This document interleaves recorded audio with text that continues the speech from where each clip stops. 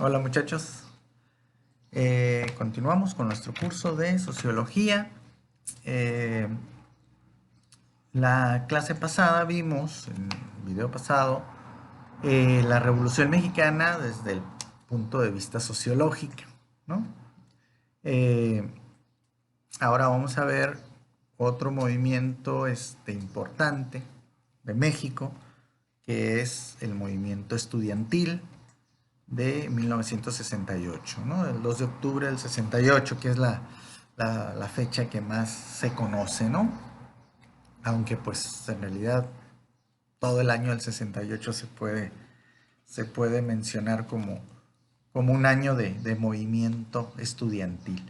Y no solamente en México, ¿eh? Ese año del 68 fue pues a nivel mundial de mucha conciencia de los jóvenes, ¿no? De esa época. Hubo otros movimientos como por ejemplo el llamado Mayo Parisino, ¿no? De los jóvenes de París, Francia, también se iban a manifestar en contra pues de lo que ellos consideraban injusto, ¿no? O represivo. Iban a pelear mucho por la libertad de expresión, ¿no? También la famosa primavera de Praga, ¿no? En la antigua Checoslovaquia, hoy llamada República Checa, ¿no? Entonces, Praga, su capital, ahí hubo un movimiento también de los jóvenes socialistas, ¿no? De ese, de ese país, de esa ciudad. ¿Ok? Entonces, la década de los 60 en sí fue una década pues, de mucho cambio, ¿no? Sobre todo, les digo, en el sector joven. Eh, pues fue la época de los hippies, ¿no? Del amor y paz, la época en que los jóvenes pues iban a romper pues muchas barreras, ¿no?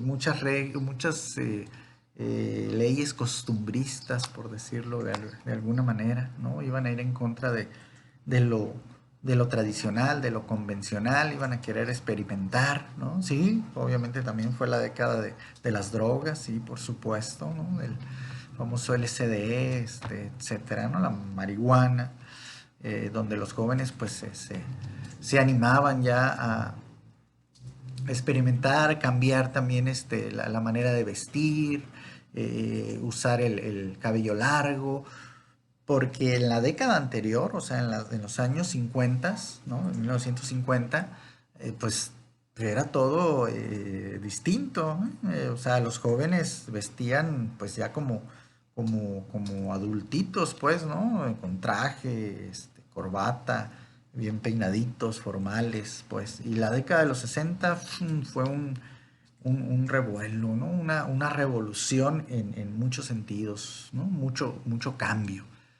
Sobre todo les digo en los jóvenes, ¿no? ¿No? La música de los Beatles, por ejemplo, ¿no? En todas partes se oía y pues se tomaba, por los adultos pues tomaban esa música como una música irreverente, ¿no? Y pues para los jóvenes eran unos ídolos, ¿no? Unos revolucionarios que proponían pues eso precisamente, cambio, ¿no? Que rompían con las reglas convencionales.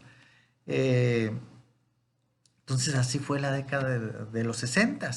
Y en la cuestión política, pues también los jóvenes pues le iban a entrar, ¿no? Iban a ser más participativos, iban a ser pues más analíticos de cómo eran los gobiernos, ¿no? Hablando acá de América Latina, pues los jóvenes en la política, ¿no? Tenían un ídolo muy importante que era el Che Guevara, ¿no? Ernesto el Che Guevara, que los jóvenes lo veían como un luchador social, ¿no? Incansable, siempre en contra de los malos gobiernos en Latinoamérica, ¿no? En contra pues, de las injusticias sociales. Y ese era pues el ídolo de la juventud, ¿no? Estudiantil, sobre todo de los universitarios, aunque pues también ya los de prepa pues ya tenían cierta conciencia social, ¿no? Digamos. Eh, Y bueno, acá en México, pues se iba a dar este movimiento estudiantil del 68, ¿ok? Que ustedes seguramente pues ya lo vieron desde igual, como les digo, desde el punto de vista histórico, ¿no? En Historia de México 2, ¿no? Por ahí lo tuvieron que haber visto, o en Estructura Socioeconómica de México, por ahí lo tuvieron que haber analizado históricamente, ¿no? Pero ahora vamos a hacer un análisis más sociológico, ¿no? El por qué se dio este movimiento, qué fue lo que movió a los jóvenes para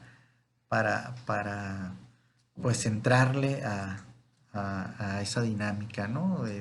De un movimiento estudiantil, ¿ok? Que no se había dado en México, ¿no? Era el primer movimiento de este sector, ¿no? Intelectual, porque los estudiantes pues pertenecen al sector intelectual, al sector pensante de nuestro país. Esos son ustedes, el sector pensante de nuestro país, ¿ok? Entonces, que no se les olvide, esos, ustedes son parte del sector intelectual de nuestro país, ¿ok? Eh, entonces, eh, pues, ¿cómo empieza o por qué se empieza a dar este movimiento? Pues nos tenemos que ubicar obviamente en el gobierno del presidente Gustavo Díaz Ordaz, ¿no? Que él fue presidente de 1964 a 1970, ¿no? Y su secretario de gobierno, o sea, su brazo derecho, pues era Luis Echeverría Álvarez, ¿no? Que este licenciado sería el presidente después de Gustavo Díaz Ordaz. Entonces fue parte de, de, pues del movimiento del 68. Eh, ¿Cuál era la situación? Pues la situación era que el presidente Díaz Ordaz pues se había mostrado represivo, como un presidente represivo, un gobierno represivo que no toleraba mucho eso de la libertad de expresión, a pesar de que era un derecho legal, ¿no? Un derecho constitucional, ahí estaba en nuestra constitución, ¿no? Que desde los liberales de la época de Benito Juárez, ¿no? Un liberal como Miguel Lafragua, pues peleó mucho por eso, por la libertad de expresión, y ahí quedó en la Constitución, y ya después Venustiano Carranza pues lo mantiene en la Constitución de 1917, que es la que actualmente nos rige. Entonces es un derecho a la libertad de expresión, ¿ok? Obviamente sin caer en vandalismo, ¿no? Porque eso ya es otro asunto, ahí sí puede haber pues ¿no? Te agarra la policía y te juzga, pero nada más por protestar o no estar de acuerdo con algunas políticas del gobierno, es un derecho constitucional, ¿ok? Entonces, eh, el presidente Díaz Ordaz, ¿no? No iba a ser muy tolerante con ese derecho constitucional, ¿no? Eh, de hecho, pues los estudiantes fueron los últimos en ser, bueno, en intentar y finalmente en ser reprimidos por el gobierno de Díaz Ordaz, ¿no? Antes de los estudiantes hubo otros movimientos eh, eh, eh, de otros sectores, pues, de la sociedad, ¿no? Primero, por ejemplo, fueron los ferrocarrileros, ¿no? Que se iban a manifestar por mejoras salariales. Pues Gustavo Díaz Ordaz les echó a los granaderos, ¿no? A los policías, que así se les llama en la Ciudad de México, se les sigue llamando, ¿no? Inclusive granaderos, y órale, a macanazo limpio reprimió esa manifestación, ¿no? De los ferrocarrileros, que no estaban haciendo nada ilegal, nada más estaban pidiendo, pues, mejores condiciones de trabajo, ¿no? Y luego vinieron los maestros, los médicos. Okay, no voy a profundizar en eso porque les digo, eso ya lo tuvieron que haber visto, ¿no? Eh, el caso es que, pues les digo, ya en ese año del 68, pues ya la sociedad, sobre todo en la Ciudad de México, porque pues finalmente estos movimientos fueron muy locales, fueron de la Ciudad de México más que en todo México, ¿no? Eh, pues ya los estudiantes de esa época, pues estaban al tanto de cómo accionaba el gobierno, ¿no? Y pues y no iban a estar de acuerdo, no iban a estar de acuerdo con esa represión, ¿no? Los estudiantes vieron lo que les pasó a los ferrocarrileros, vieron lo que les pasó a los maestros y vieron lo que les pasó a los médicos, ¿no? Cómo fueron golpeados. Muchos pues iban a dar a los hospitales graves, ¿no? Y algunos incluso desaparecidos, ¿no? Eh, entonces los estudiantes ya estaban con esa conciencia, pues estaban conscientes de lo que estaba pasando en la ciudad, ¿no? Entre los movimientos sociales y el gobierno. Eh, pero obviamente tuvo que haber una gota, ¿no? Que derramara el vaso para que los estudiantes ya pues le entraran de lleno en su movimiento, en su propio movimiento, que fue la famosa pelea, ¿no? Que hubo en un juego de fútbol americano, ¿no? Entre dos preparatorias. Hubo ahí riñas, ¿no? Como suele pasar a veces, pero pues los granaderos, ¿no? Estaban acostumbrados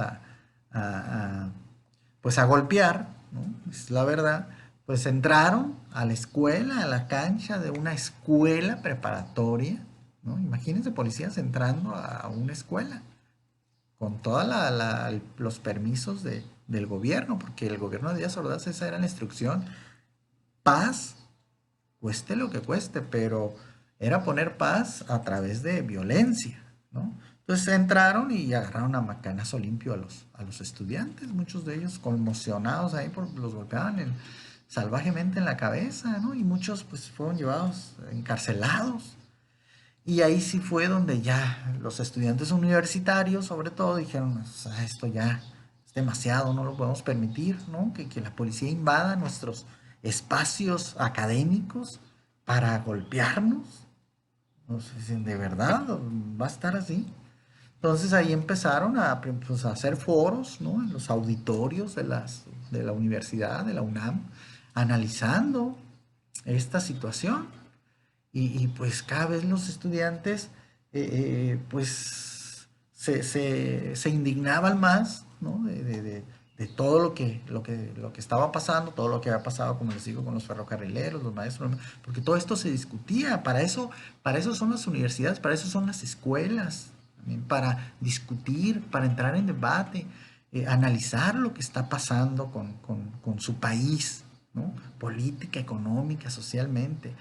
Eso es lo que pasaba en ese año, en esa década de los 60.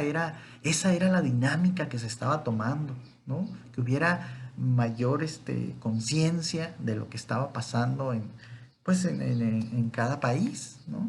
Desgraciadamente, pues se le cortaron las alas a este sector intelectual, a este sector de estudiantes, ¿no?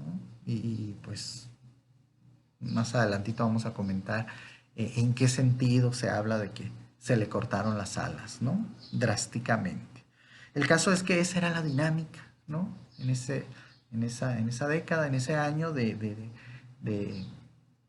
de mucho análisis. No crean que todo fue así al vapor, que nada más porque se les ocurrió a los jóvenes ir a protestar en contra del gobierno espontáneamente. No, no fue así. ¿Ok? Porque inclusive maestros de la UNAM participaban en ese análisis. El rector de la UNAM también se indignó ante esa acción de que hubieran entrado los granaderos a la escuela a golpear jóvenes, ¿no? Entonces, era les digo, algo analizado, pensado, ¿no? Era un proceso, no fue espontáneo. Entonces, los jóvenes pues iban a empezar a llevar esas manifestaciones ya no solamente en los auditorios de la UNAM, sino a las calles de la Ciudad de México, con la intención de que el gobierno cambiara su postura, cambiara sus acciones con la sociedad, ¿no? Con los distintos sectores de la sociedad. Los jóvenes dijeron: ya hace falta pues sacudir, ¿no? Las conciencias de nuestras autoridades para que cambien su actitud. Y empezaron, y pues los jóvenes, imagínense, los estudiantes tienen una gran energía. Si algo los caracteriza, ¿no? O los debe de caracterizar, es la energía que tienen. Son jóvenes. Entonces, en esa década de los 60, que les digo, fue una época de muchos cambios, ¿no? Pues no, hombre, los jóvenes tenían alas, ¿no? Para volar. Entonces, y, o sea, participaron muchos universitarios y preparatorianos, ¿no? Rebasaron por mucho a los ferrocarrileros, a los maestros, a los médicos, eran multitudes. Y el gobierno decía, ¿no? ¿Y estos qué? ¿Qué les pasa? Y aquí, a diferencia de la Revolución Mexicana, como vimos que dijimos que pues ahí en la Revolución Mexicana sí se necesitaron mucho de líderes, ¿no? De líderes morales para que los campesinos, los obreros, pues apoyaran, ¿no? Sin a lo mejor tener tanta conciencia ellos de, de, ¿no? Del por qué se tenían que movilizar o el por qué estaban luchando. Obviamente sabían lo que les decían estos líderes, ¿no? Acá, pues los jóvenes universitarios, sí, obviamente había líderes, pero to- todos, para empezar, todos sabían leer y escribir, eran estudiantes, todos leían. ¿Y qué leían? Pues muchos eran marxistas, leían a Carlos Marx, a Lenin, ¿no? Simpatizaban con esa, pues sí, con ese socialismo utópico, ¿no? Con ese sueño de, pues, igualdad social, justicia social. Otros adoraban al Che Guevara, como les decía. El Che Guevara, pues, obviamente era marxista, ¿no? Simpatizaba con el modo de producción social, el socialismo. Entonces, el sector estudiantil era muy diferente al sector de los campesinos y de los obreros que estuvo en la Revolución Mexicana, pues, ¿no? Acá había una convicción más clara, ¿no? O sea, sabían lo que querían, sabían por sí mismos por lo que estaban peleando. Y obviamente les digo, sí tenían su comité de huelga, o sea, sus líderes, eh, porque pues se necesitaban organizar. Era más bien por una cuestión de organización, no por una cuestión de que ellos fueran borregos y que nada más tenían que seguir ciegamente y confiar ciegamente en sus líderes, como pasó en la revolución. No, acá también ellos muchas veces pues criticaban y le preguntaban, interrogaban a sus líderes, ¿no? A sus maestros, ¿no? Entonces fue diferente, pues fue un movimiento diferente en ese sentido, fue más consciente, más eh, eh, sí, más consciente. ¿Para qué le busco otro término, otra palabra? Eh, entonces, empezaron con una gran energía y muy claros en lo que querían, ¿no? Hicieron su pliego petitorio, que dentro de ese pliego petitorio pues tenían claros que querían que se desapareciera ese cuerpo de granaderos, o sea, que desaparecieran el cuerpo policíaco de la Ciudad de México, que ya estaba con muy malos hábitos, muy mal acostumbrados, o sea, eran violentos, pues, ¿no? Entonces decían los estudiantes, no, o sea, no necesitamos una policía que nos golpee, necesitamos una policía que nos cuide, que cuide el orden, pero no violentamente. Pues quitar el cuerpo de granaderos, ¿ok? Que otra petición era que liberaran a los presos políticos. Y como siempre les digo a mis estudiantes, porque cuando escuchan presos políticos, pues luego se imaginan, que liberen a los políticos. No se refiere a políticos que estaban en la cárcel, pues no. Presos políticos se les llama a aquellos que están en la cárcel única y exclusivamente por criticar al gobierno. Esos son a los que se les llama presos políticos, ¿ok? Están en la cárcel exclusivamente por esa razón, por criticar al gobierno y al gobierno intolerante. Órale, vas a la cárcel, ¿no? Ni eran asesinos ni ladrones ni nada, era por criticar al gobierno. Entonces había muchos estudiantes, ¿no? Universitarios sobre todo, y maestros que estaban en las cárceles de la Ciudad de México, ¿no? Por ser, pues, críticos, ¿no? De, de, del gobierno, del accionar del gobierno de Gustavo Díaz Ordaz. Entonces los estudiantes pedían, pues, su libertad, libertad de presos políticos. ¿Por qué están en la cárcel? ¿No? Eh, Entre otras demandas, ¿no? Pero digamos que estas eran eh, de las que el presidente Gustavo Díaz Ordaz no iba a conceder. O sea, el gobierno se puso en su, en su postura intransigente, es decir, no, no vamos a negociar, por supuesto que no vamos a liberar a los revoltosos, porque para el gobierno eran revoltosos, ¿no? Y no vamos a desaparecer al cuerpo de granaderos, ¿no? Gustavo Díaz Ordaz jamás entendió a los jóvenes de esta generación, pues, de los 60, ¿no? Por ejemplo, traía a sus hijos, que eran también, ¿no? De esas generaciones, él los traía como en la década de los 50, pues, ¿no? Bien formales, trajeaditos, como bien peinaditos, ¿no? Pelo corto, nada de que la vestimenta esa de colores, ¿no? Tipo como hippie, pues, ¿no? Y pelo largo y collar, ¿no?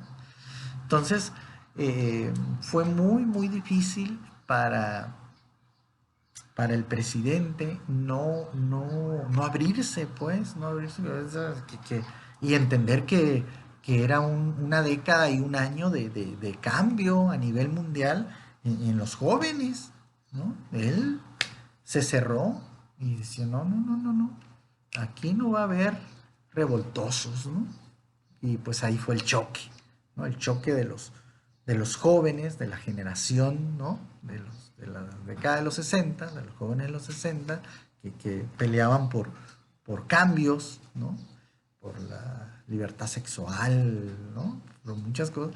Y el costumbrismo representado por el presidente Gustavo Díaz Ordaz, ¿no? Que quería mantener las buenas costumbres, ¿no? Como la mayoría, pues, de los adultos de esa época, pues, no estaban muy, muy de acuerdo con sus hijos, ¿no? Hubo un choque generacional, pues, a lo que se le llama un choque generacional, en la década de los 60. Eh, entonces, pues, Gustavo Díaz Ordaz fue a ese choque y violentamente. ¿Okay? Entonces los jóvenes se movían por, no por seguir y creer ciegamente en sus líderes, sino por convicción, porque estaban convencidos de que lo que pedían era justo. ¿Okay? Entonces fue un movimiento fuerte, porque a pesar de que el presidente les echó a los granaderos, no pudo con los jóvenes, no pudo con los estudiantes, ¿no? Ya estaban acostumbrados a que, pues, una buena macaniza, ¿no? Y resolvían el asunto. Así lo habían hecho con los ferrocarrileros, con los maestros y con los médicos, que ahora ellos estaban apoyando a los jóvenes medio tímidamente porque pues sí agarraron miedo, ¿no? Pero cuando vieron la energía de este movimiento estudiantil, pues dijeron, sí, tienen razón, ¿no? Nosotros quisiéramos tener la fuerza que ustedes tienen, pero apoyamos ahí tímidamente, les digo. Entonces, el presidente, con su aparato gubernamental, ¿no? Policiaco, no pudo con los jóvenes. Los jóvenes, sí, por supuesto que se defendieron, también respondían las agresiones, ¿no? Se hicieron famosas las bombas Molotov, ¿no? Que fabricaban los jóvenes, que les digo, eran, pues traían otro chip, ¿no? Como los jóvenes de ahora, que también hay un choque generacional ahí, a lo mejor ahora con nosotros, ¿no? Pero pues acá, los jóvenes también no respetaban a una autoridad que se les hacía que no tenían razón, ¿no? Y pues respondían las agresiones y los granaderos tuvieron que pues retroceder. Y ahí fue donde el presidente decidió utilizar al mismísimo ejército mexicano. Se supone que el ejército está para ayudar a la ciudadanía, no para someterla, ¿no? Pues el presidente los usó para someter, porque no pudo con su cuerpo de granaderos. ¿Okay?